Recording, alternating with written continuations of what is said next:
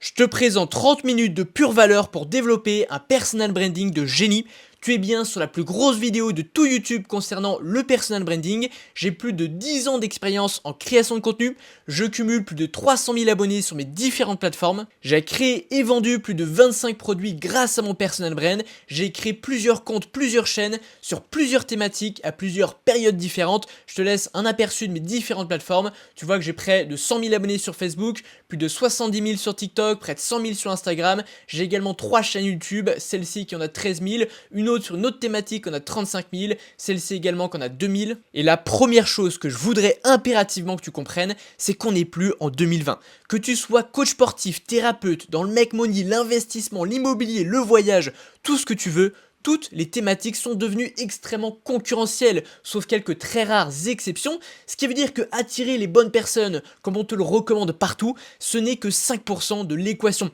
Créer les bons contenus sur les bonnes personnes, c'est important, mais il te faut également le bon ton, la bonne image, le bon message, le bon positionnement auprès de suffisamment de personnes et j'en passe. Il faut également le faire avec de la cohérence vis-à-vis de toi-même, vis-à-vis de ton offre, vis-à-vis de tes clients. Il faut également que tu saches comment impacter tes spectateurs sur le plan émotionnel, sur le plan rationnel. Il faut savoir utiliser différents leviers, par exemple le storytelling ou encore, et ça très peu de gens le comprennent, il faut savoir le faire en faisant évoluer ta stratégie de contenu à mesure que ton audience grandit. Il faut considérer ta légitimité, ta preuve sociale. Il ne faut évidemment pas copier les gros acteurs de ta thématique, tout ça est voué à l'échec. Il faut également comprendre que partir de zéro, ça n'a rien à voir, c'est des méthodes qui sont radicalement différentes. Et donc la réalité, c'est que la création de contenu, ça peut être extrêmement traître. La réalité, c'est que la majorité des créateurs postent des contenus pour absolument rien. Alors on va commencer par poser les fondements, parce que là, il y a déjà 95% des créateurs qui se plantent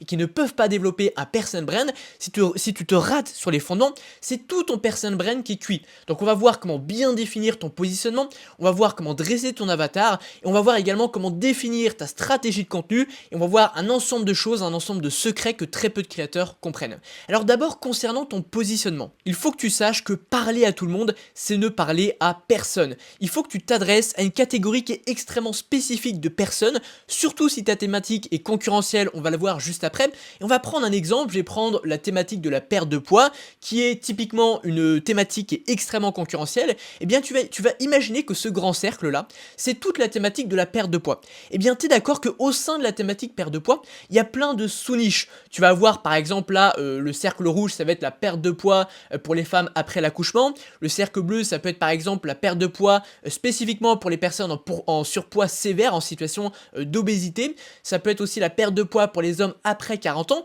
Et tu vois qu'il y a plein de sous-niches dans la thématique. Et ce qu'il faut impérativement comprendre, c'est que plus ta thématique est concurrentielle, plus tu dois te nicher. Et pour ça, c'est important de comprendre, de connaître le niveau de sophistication de ton marché. Je t'en ai déjà beaucoup parlé. Si tu veux creuser le sujet, je t'invite à aller voir la théorie de sophistication du marché d'Eugène Schwartz. Mais grosso modo, il faut que tu évalues ton niveau de concurrence et plus tu es concurrentiel, plus tu vas te nicher sur un segment qui est précis. Ce qui est autre chose de très importante dans ton positionnement, c'est que la clarté est fondamentale. Elle est essentielle. On doit pouvoir comprendre ce que tu fais en une phrase. Alors moi, je te recommande la phrase tout simplement « j'aide qui à faire quoi ». Éventuellement, tu peux dire « j'aide qui à faire quoi comment ».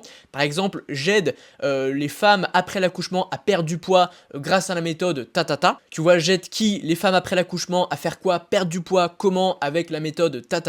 Donc tu vois, pas de positionnement vague. Je te donne un exemple très concret. Ça, c'est une dame que j'ai retrouvée sur Instagram et regarde un petit peu sa proposition de valeur. On n'y comprend rien. Je t'aide, femme remplie de doutes, à assumer ce que tu ressens en adoptant le mindset nécessaire. Franchement, on n'y comprend rien. Qui va se lever le matin en se disant « Ah tiens, moi je suis une femme remplie de doutes, je veux assumer ce que je ressens en adoptant le mindset nécessaire, mais what the fuck ?» D'ailleurs, cette dame ne poste plus rien sur son compte depuis des années, probablement que l'activité ne tourne plus. Alors, le but, c'est pas de la blâmer en public, loin de là. Déjà, elle se lance, c'est courageux, et peu de gens ne le font pas. Mais on n'y comprend rien. Au lieu de ça, tu vois, un autre exemple de meilleur positionnement serait pu être « J'aide les femmes à ne plus ressentir aucun stress dans leur prise de parole en public ». Là, on cible une catégorie de personnes, donc les femmes, on les aide à faire quoi? Plus ressentir de stress, dans quel contexte précis? Lors de leur prise de parole en public. Et on pourrait typiquement aller venir s'adresser à des dames qui sont dans des grosses boîtes et qui ont l'habitude de faire des interventions en public. Donc tu vois, ton positionnement est crucial. Il faut, tu vois, je te redonne un autre exemple, j'aide les entrepreneurs à booster leur performance. Quelle performance? Par rapport à quoi? Dans quelle thématique? C'est trop large. Alors que tu pourrais avoir, là j'ai fait une petite erreur, mais c'est j'aide les coachs sportifs en ligne à obtenir 5 rendez-vous qualifiés par jour avec une stratégie de SEO YouTube. J'aide qui? Les coachs sportifs en ligne à faire quoi? 5 rendez-vous qualifiés par jour. Comment? Avec une stratégie de SEO YouTube. Là, le positionnement est clair et c'est important, très important de bien délimiter ta niche. D'abord parce que le marché est plus grand que tu l'imagines, donc n'aie pas peur en étant spécifique de trop te restreindre. Tu peux faire des dizaines de milliers, voire des centaines de milliers d'euros par mois en étant extrêmement spécifique. Autre chose également, quand tu es niché, c'est beaucoup plus simple de paraître pour un expert. On se dit, le mec fait un truc précis, bah probablement qu'il le fait bien. Et tu vas poster que des contenus en lien avec ce truc précis, donc tu vas avoir vraiment une image forte d'expert et ça va vraiment être vecteur d'opportunités, je te l'ai mis là, et ça va te permettre de générer de gros revenus avec une petite audience parce que grâce à ça, grâce à la perception d'expert que tu auras, et bien en ciblant les bonnes personnes, elles sont prêtes à payer cher pour que tu résoudes leurs problèmes et surtout quand elles ont un problème précis qui est celui que tu résous, elles vont te voir toi par défaut, donc c'est extrêmement important. Autre chose super importante dans le positionnement, ça va être la cohérence. La cohérence est primordiale. Tu vois, je vais te donner quelques exemples. C'est pas l'idéal d'aider les femmes après l'accouchement si t'es un homme de 20 ans. Tu connais pas cette situation, t'es pas une femme, donc c'est pas l'idéal. C'est pas l'idéal non plus d'aider les pères de famille à investir alors que t'as 20 ans. Voilà, à 20 ans, t'es plus prêt à prendre des risques, t'as pas encore le recul, t'as pas commencé à investir à 10 ans. Donc voilà, et puis un bon père de famille, souvent il veut sécuriser son patrimoine, il a une famille à charge, il veut pas prendre de risques. Donc même si toi, tu fais le bon travail pour un père de 20 ans, même si tu lui donnes de bons conseils, de base tu pars avec des points en moins parce qu'on t'associe pas à la bonne personne pour faire ça. Autre exemple, c'est pas l'idéal d'aider les adultes qui font la crise de la quarantaine, à résoudre ce problème alors que tu as 20 ans. Et encore une fois, même si tu pourrais potentiellement faire ces choses bien, le simple fait que tu ne sois pas la bonne personne, eh bien ça va t'handicaper. A l'inverse, je te donne un meilleur exemple, tu peux aider les boîtes à se digitaliser sur les réseaux à 20 ans, là c'est nettement plus cohérent. Il y a beaucoup de gens qui ont 40-50 ans, qui sont dans le business par exemple physique depuis longtemps, qui se disent bah moi je veux me digitaliser, je veux augmenter ma présence sur les réseaux, bah je vais plutôt aller voir un jeune qui est né avec ça, qui connaît bien les codes, ça va lui paraître plus pertinent. Même si encore une fois ça se trouve, un adulte de 40 ans qui fait ça depuis 20 ans sera bien meilleur que le petit jeune, mais voilà c'est le business, il faut avoir bien ça en tête. Seconde chose, dresser son avatar, alors je vais passer rapidement sur ça parce que c'est un peu la base, mais pareil c'est super important, c'est la base de ta communication. Donc finalement dresser son avatar, c'est dresser le portrait de la personne la plus susceptible d'acheter chez toi. Alors il y a évidemment les questions de base, quel est son âge, où est-ce qu'il habite, quel est son sexe, tu vas te demander également quels sont ses objectifs, quelle est sa situation désirée, quelles sont ses croyances limitantes, ses blocages, ses fausses croyances, quelles sont ses inspirations, ses aspirations, qui sont ses exemples, quelle est sa philosophie de vie, quelles sont ses peurs, ses problèmes, ses frustrations, ses désirs, qui il va suivre, et à partir de tout ça, tu dresses ton portrait, et ce sera le centre de ta communication, tu vas parler directement à ce gars dans tes contenus pour l'attirer lui, on rappelle qu'il faut attirer les bonnes personnes. Ensuite, tu vas établir ta stratégie de contenu. Et là, je tiens à te le dire directement, une stratégie de contenu, c'est pas juste dire comment j'attire les bonnes personnes, comment je m'organise pour poster, combien de contenu je fais par semaine, ça c'est des bases, c'est de l'organisation si tu veux, mais c'est pas ça le fondement de ta stratégie de contenu. Et je vais te présenter dès maintenant 3 secrets extrêmement importants que quasiment personne dans l'industrie du business en ligne, du personal brand ne comprenne. On va faire 3 distinctions, la première c'est vue et communauté. On va voir également que quand tu pars de zéro, il y a des spécificités qu'il faut comprendre, tu vas pas amorcer une audience de zéro comme si tu avais déjà de la légitimité ou déjà de l'audience. Et on va voir également que si ton objectif c'est de mobiliser ton personal brand pour créer une marque, pour vendre, eh bien apporter de la valeur ne suffit pas pour vendre, il faut une stratégie qui est beaucoup plus complète. Alors, première distinction importante, la différence entre une vue, entre faire des vues et avoir une communauté. Il faut que tu comprennes ce postulat de base. Une personne qui regarde 10 contenus a beaucoup plus de valeur que 10 personnes qui regardent un contenu d'un point de vue business. Tu veux largement avoir une personne qui te suit régulièrement plutôt que 10 qui regardent à chaque fois un contenu différent. D'un point de vue business, ce sera beaucoup plus rentable. Et autre chose également à savoir, le trafic en 2025 est extrêmement précieux, c'est de plus en plus difficile d'en acquérir, il y a de plus en plus de gens sur les réseaux, et ce que font la majorité des créateurs, c'est qu'ils vont remplir une bassine d'eau trouée, c'est-à-dire qu'ils vont avoir des gens qui les découvrent, et ensuite ils vont pas avoir un bon système de fidélisation, comme je vais te le présenter dans cette vidéo par la suite, ce qui fait que les gens le découvrent, puis repartent dans la nature.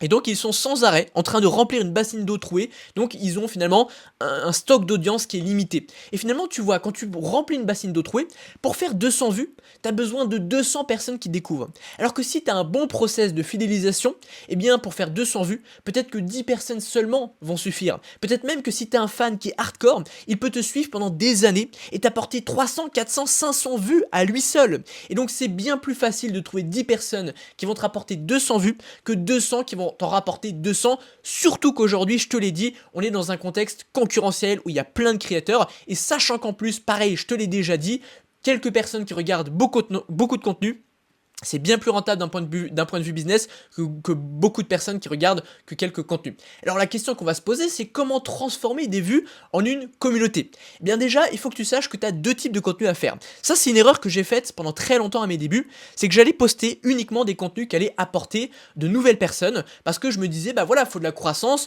puis c'est frustrant de se dire que je vais faire des contenus qui s'adressent qu'à l'audience que j'ai déjà, j'attire pas de nouvelles personnes, sauf que c'est une grosse erreur. Tu as besoin des contenus qui attirent de nouvelles personnes. Typiquement, ça peut être voilà, une vidéo SEO YouTube, hein, si tu fais des vidéos sur YouTube par exemple, comment vendre sur Instagram. Bah voilà, si tu te places sur le moteur de recherche, tu vas voir des gens qui te découvrent, mais ces types de sujets-là, ils vont pas vraiment créer de la fidélisation, créer de l'impact avec ton audience. Du coup, il faut mixer les contenus qui attirent des gens avec des contenus qui s'adressent à ton audience existante. Quand bien même ce seraient des contenus qui n'attireraient pas de nouvelles personnes, ce sont des contenus qui vont impacter l'audience que tu as déjà. Typiquement, ça peut être des vlogs, ça va être des contenus où tu partages ta vision, ta philosophie de vie, ton histoire, tout ce genre de choses. Des contenus qui a priori n'intéresse pas des nouvelles personnes, mais les gens qui à qui t'as déjà commencé à créer une relation de confiance parce qu'ils ont vu tes contenus, bah c'est comme ça que tu les impactes et qu'ils vont te suivre durablement. Et indirectement, les contenus qui fidélisent, eh bien ils te rapportent beaucoup de vues et beaucoup de croissance parce que t'as des gens qui vont te suivre très très très longtemps. Voilà, il faut accepter de créer des contenus qui n'attirent pas de nouvelles personnes. Alors, il arrive qu'il y ait des contenus qui fassent les deux en même temps, mais honnêtement, c'est plutôt rare, donc c'est très très difficile de faire les deux en même temps. Seconde chose, pour créer une vraie communauté au lieu de faire des vues, il faut comprendre l'importance d'avoir une philosophie globale au-delà de tes contenus. Imagine que tu vois le grand cercle, c'est toute ta philosophie globale, et je vais t'expliquer ce que c'est exactement juste après, et tu vois chaque petit rond c'est tes contenus, et tu vois que tes contenus, ils vont s'inscrire dans ta philosophie qui est globale. Alors qu'est-ce qu'une philosophie qui est globale? Eh bien d'abord c'est une vision, donc c'est où tu vas, pourquoi tu y vas, quelles sont tes motivations à aller où tu vas, ce sont tes valeurs, et ce sont des combats. Et tu vois que tu vas avoir des gens qui vont se liguer à toi, qui vont se liguer à ta philosophie, qui vont se reconnaître dans ta philosophie, et ce seront des gens que tu vas beaucoup plus impacter émotionnellement, rationnellement, et qui vont te suivre beaucoup plus durablement. Je te donne un exemple concret, tu vois, si on prend l'exemple un peu cliché du business en ligne, du make money, la vision que vont avoir souvent les gens, c'est une vie libre, sans contraintes financières, temporelles et géographiques. C'est cliché, mais bon, c'est vrai que c'est un luxe pas possible d'avoir cette situation. Les valeurs, ça peut être par exemple la liberté, le travail, la persévérance, tu peux choisir les valeurs de ta boîte, de ton personal brand, enfin des valeurs plutôt personnelles d'ailleurs, pas forcément de ta boîte, et tes combats également. Pareil, dans le business en ligne, souvent ça va être le système éducatif, le système de façon globale, la presse, etc. Et tu vois que si tes contenus s'englobent dans une philosophie globale, je peux t'assurer que tu auras un impact infiniment plus gros. Seconde chose également très importante dans ta stratégie de contenu pour poser les bases, il faut que tu comprennes que partir de zéro, eh bien c'est pas pareil que déjà avoir une audience. Il y a des spécificités qui vont te permettre d'amorcer ton audience, et ce qui se passe quand tu pars de zéro, c'est que tu manques de crédibilité, tu manques d'autorité, t'as pas de preuve sociale, donc les gens te font pas confiance, les gens se fichent de qui tu es. Les gens se fichent de toi, on pense souvent, parce que l'humain est un peu égoïste par nature, qu'on est quelqu'un d'exceptionnel, mais non, les gens voient tous les jours plein de créateurs sur les réseaux, ils se fichent de qui tu es. Sauf évidemment exception, si t'es Rafael Nadal, que tu viens de prendre ta retraite et que tu te lances, voilà, tu veux lancer des formations en ligne pour apprendre le tennis, bon bah là évidemment tu pars pas de zéro quoi, mais disons que 95%, 99% des gens, on part de zéro. C'est pas parce que t'es coach sportif et que t'as un diplôme d'état que tu pars pas de zéro. En réalité, des gens qui ont des diplômes, il y en a plein, des gens qui ont fait des trucs exceptionnels, il y en a plein. Voilà, donc tu dois ajuster tes contenus en conséquence, et tu ne dois pas tout réinventer en fait. Contrairement à ce qu'on pourrait croire, quand tu arrives, t'as pas encore l'expérience, t'as pas encore le recul pour tout réinventer, donc tu dois beaucoup refaire ce qui marche. On va en reparler dans la suite de cette formation quoi. Donc tu vois, comme tu manques de crédibilité et d'autorité, la solution quand tu pars de zéro, c'est de te baser sur la crédibilité de quelqu'un d'autre ou de quelque chose d'autre. Et comme ça, tu contournes complètement le problème. Je vais te donner des exemples très concrets pour que ce soit parlant. Imagine, on va prendre l'exemple d'une vidéo YouTube et d'un format court par exemple. Imagine une vidéo YouTube, tu veux faire une vidéo où tu dis la meilleure stratégie de contenu pour percer sur les réseaux. Voilà, imagine que ta thématique c'est d'aider les créateurs à développer leur audience. Bah si tu fais cette vidéo alors que tu as 300 abonnés, les gens ils vont se dire mais c'est qui ce mec? Même si tu dis des trucs intéressants, pertinents, hein, mais les gens ils vont se dire mais qui est ce mec pour me faire ce genre de vidéo? Donc jamais les gens vont cliquer. Jamais les gens vont te faire confiance, donc jamais tu pourras développer un vrai impact, un vrai personal brand. Donc l'astuce, c'est de te baser sur la crédibilité de quelqu'un d'autre. Si tu fais à la place une vidéo, voici comment Yomi Denzel a gagné 1 million d'abonnés sur YouTube, copie sa stratégie de contenu. Et que dans ton contenu, tu analyses sa stratégie, bah les gens ils vont se dire ok Yomi Denzel l'a vraiment fait, donc tu te sers de sa crédibilité, et après si ton analyse elle est pertinente, bah les gens ils t'auront donné leur chance, parce qu'ils auront cliqué pour Yomi, et si vraiment tu analyses bien que tu es pertinent, bah même si t'as que 300 abonnés, les gens ils vont te faire confiance, ils vont te suivre. Donc ça c'est la stratégie. Tu peux te baser également sur quelqu'un ou quelque chose d'autre. Tu vois là je te donne un exemple.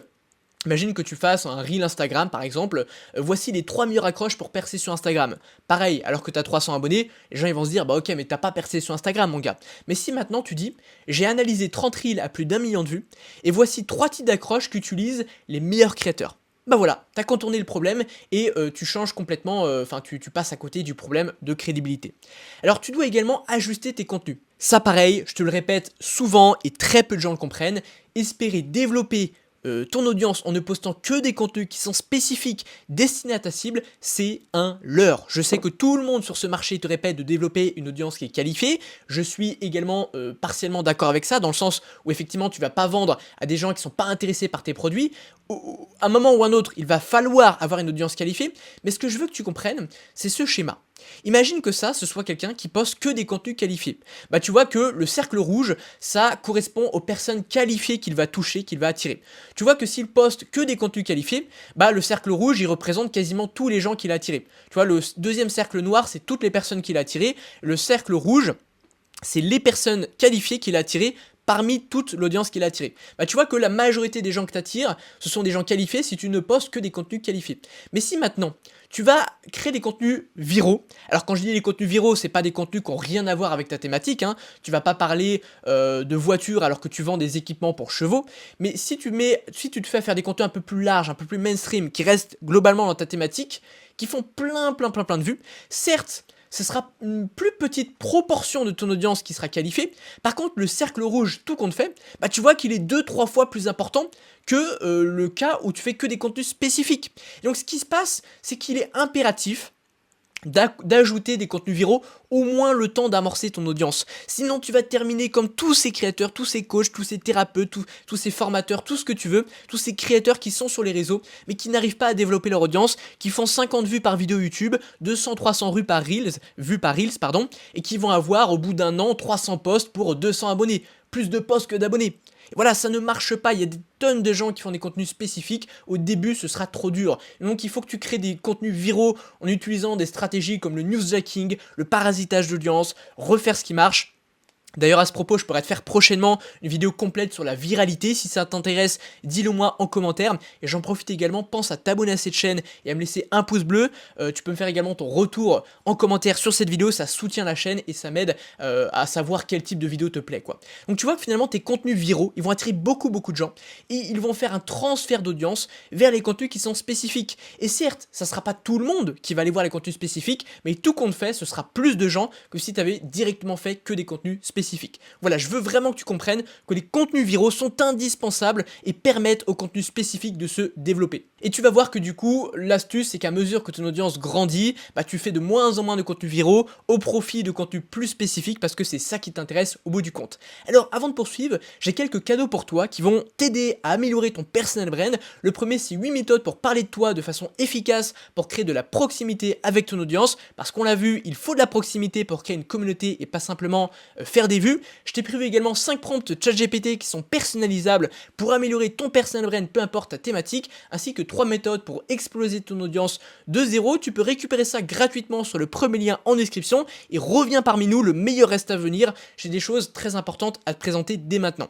Alors, on poursuit.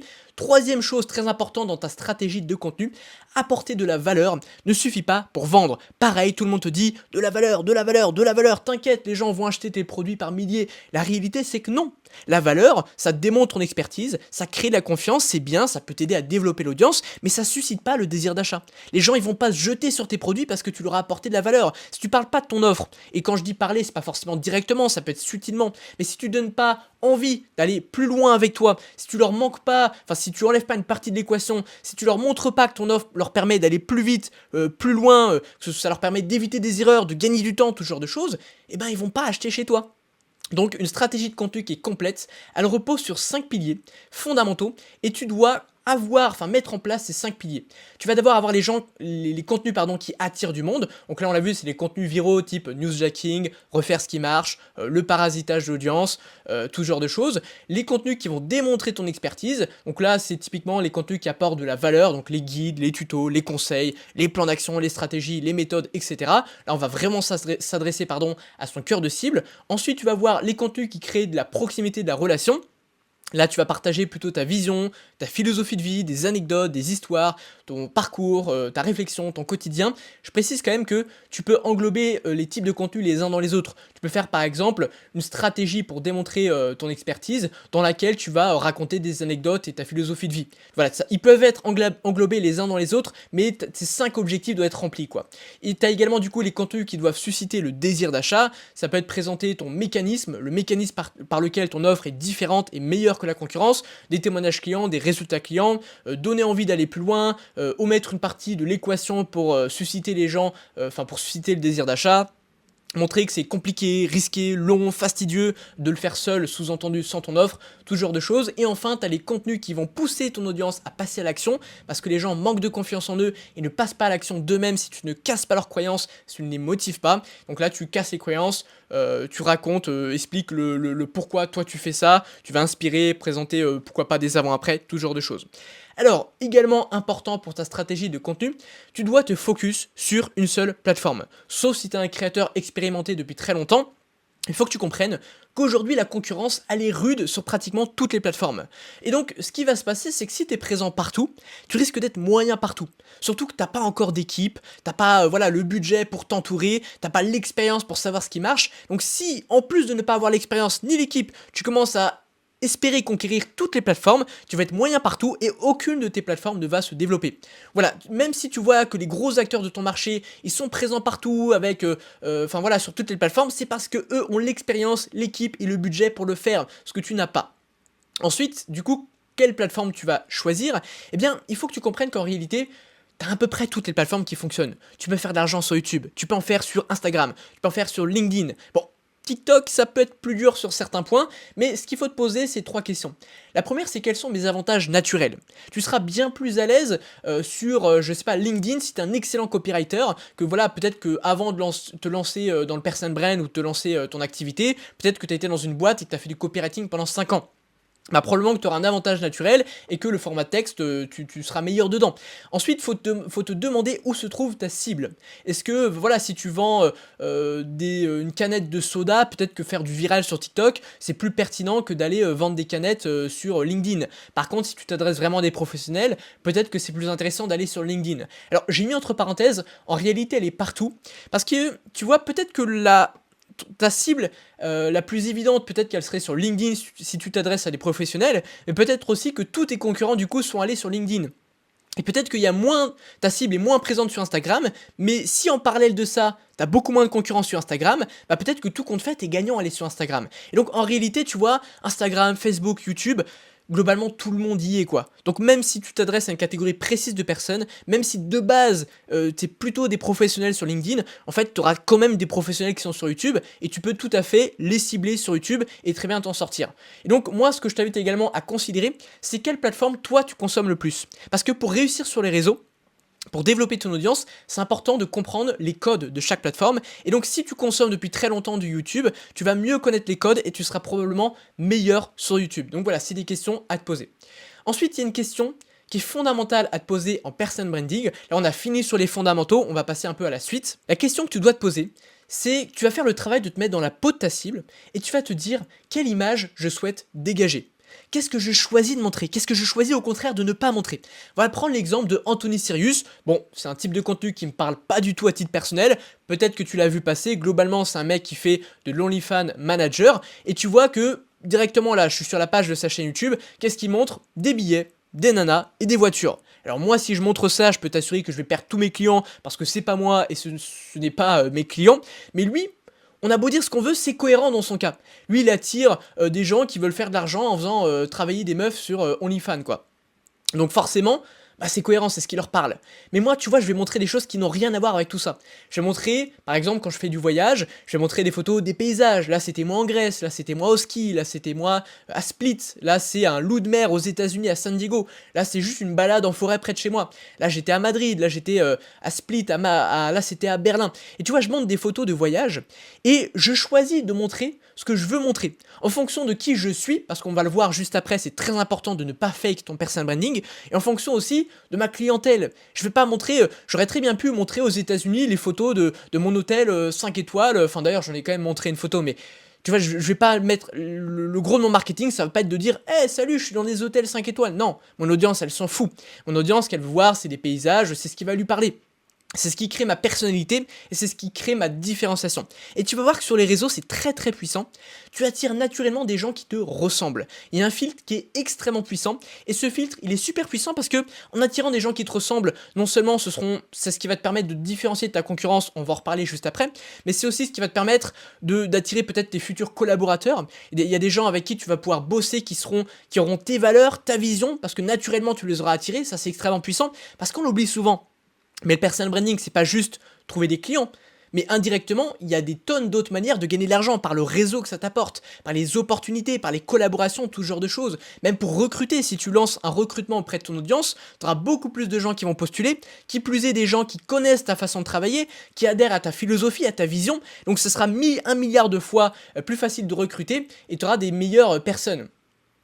Donc tu vois, il faut rester cohérent dans ce que tu montres vis-à-vis de toi et vis-à-vis de ta cible. Important également, ne fake pas ton personal branding. Si tu commences à jouer un personnage, tout ce que tu vas faire, ça va te demander beaucoup plus d'énergie. Ce sera moins fluide, moins naturel. Alors que quand t'es toi, bah tu te dis juste qu'est-ce qui me fascine. Voilà, moi quand je fais du voyage, ça symbolise un peu mes valeurs, celle de la liberté. Et moi quand je voyage, je snap pas les Lamborghini qui passent, j'en ai rien à foutre. Je snap les beaux paysages, la plage, les monuments, ce qui me parle à moi. Et donc naturellement, c'est beaucoup plus facile de le retranscrire dans mes contenus. Et ensuite, que ça fasse fuir les gens qui veulent voir des Lamborghini, je m'en fous. Je veux pas parler à tout le monde. Ça va attirer naturellement des gens qui ont les mêmes intérêts que moi. Et ensuite, ce sera beaucoup plus fluide. Parce que les gens qui vont montrer des Lamborghini, mes clients, ils n'auront pas du tout envie d'acheter chez eux, ils vont préférer acheter chez moi. Et je parle pas à tout le monde, mais j'ai mon segment de marché et c'est très bien comme ça. Et en plus, c'est beaucoup plus facile pour moi de créer, ça me demande beaucoup moins d'énergie, c'est beaucoup plus facile de moi de parler avec mes convictions.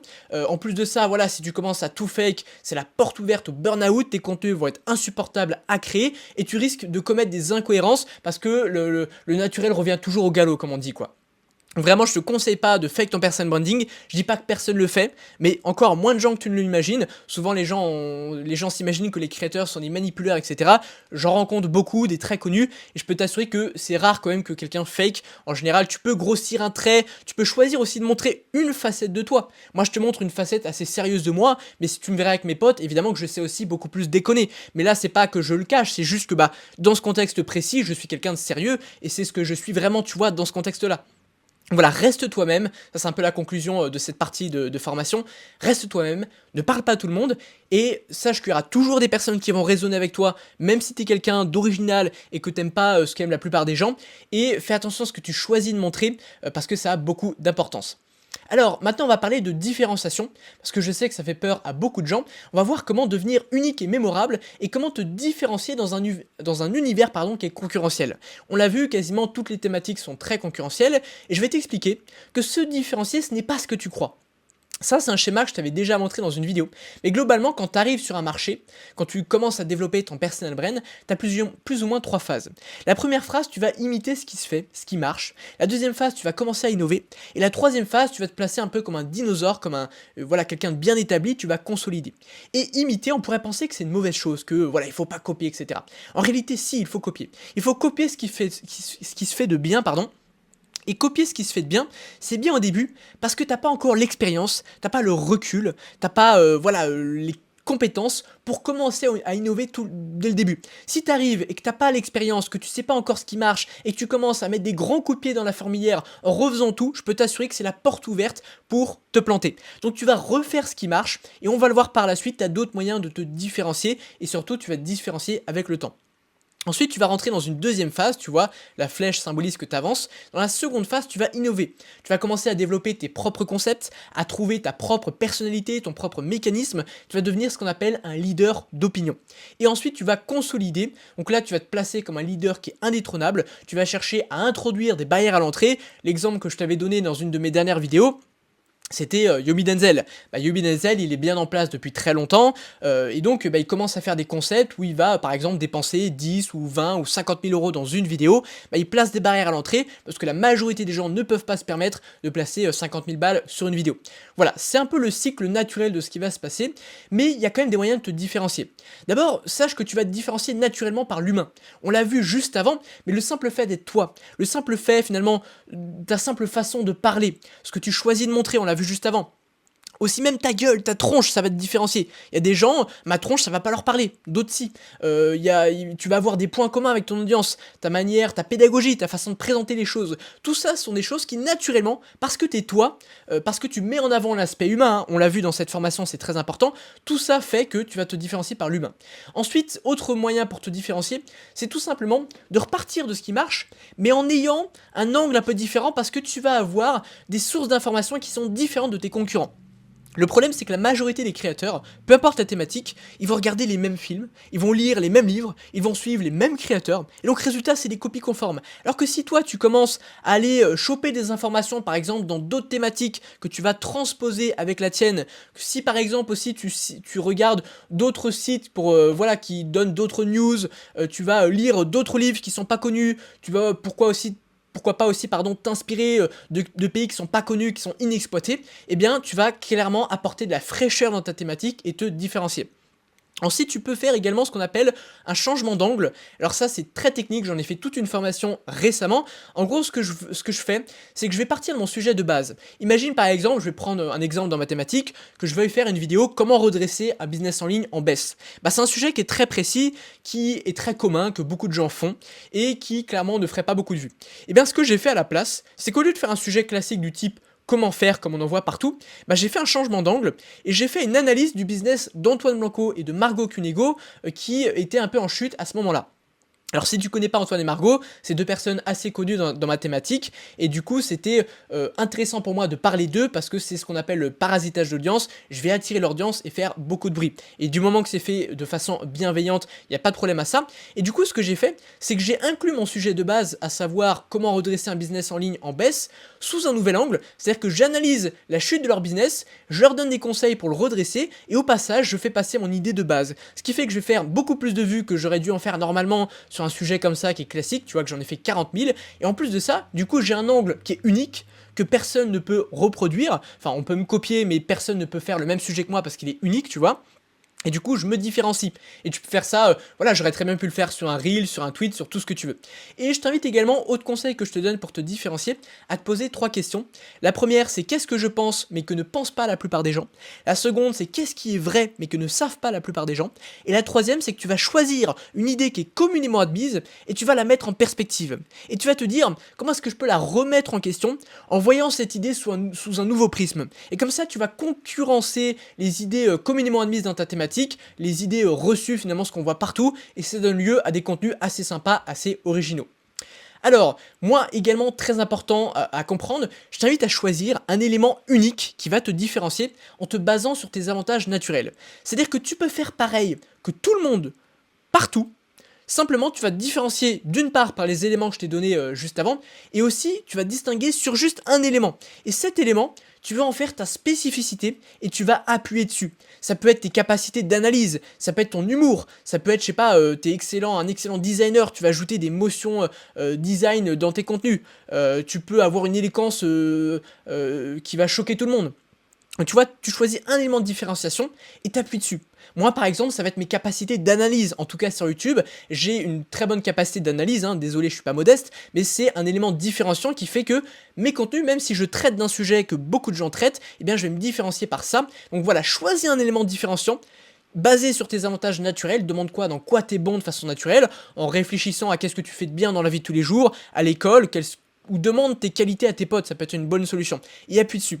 Et tu vois, le secret, c'est que ta différenciation, elle se trouve plutôt dans ta façon d'être et ta façon de faire, plutôt que dans l'information en soi, dans la valeur en soi que tu vas véhiculer. Ça, c'est important à comprendre. Alors, on va parler un petit peu d'identité visuelle. Pendant très longtemps, j'ai pensé que ça servait à rien. Et je pense qu'honnêtement, j'avais raison. Quand c'était pas concurrentiel, avoir, en tout cas, si on parle, voilà, on parle pas d'Apple, si on parle d'un personal brand, d'un mec, je sais pas, tu vends des formations en ligne, de l'accompagnement, du coaching, ou même un produit en abonnement, etc.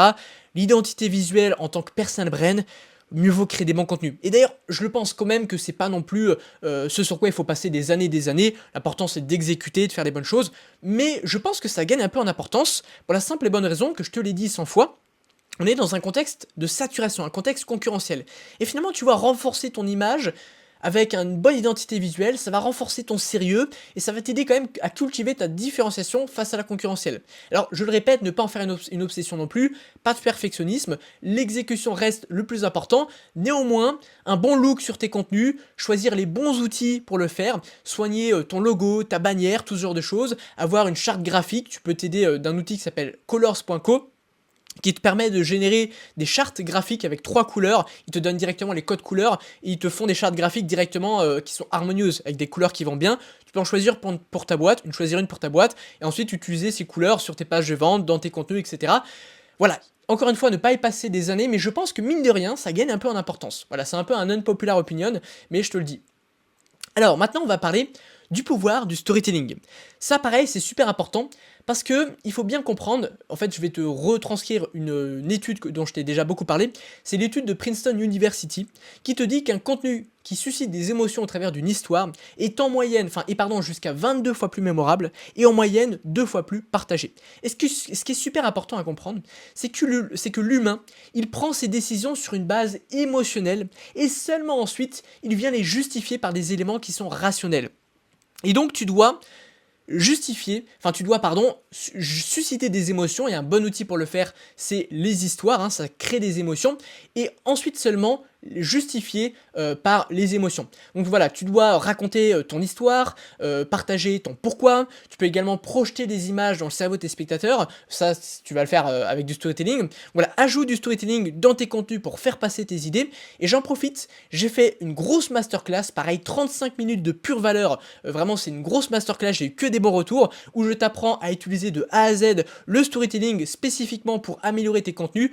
Passe voir ça, et je te rappelle à nouveau que tu peux récupérer gratuitement tes 3 documents sur le premier lien en description, des astuces pour parler de toi de façon efficace pour créer la proximité, des prompts personnalisables peu importe ta thématique pour améliorer ton personal brand, et enfin 3 méthodes pour exploser ton audience sur les réseaux.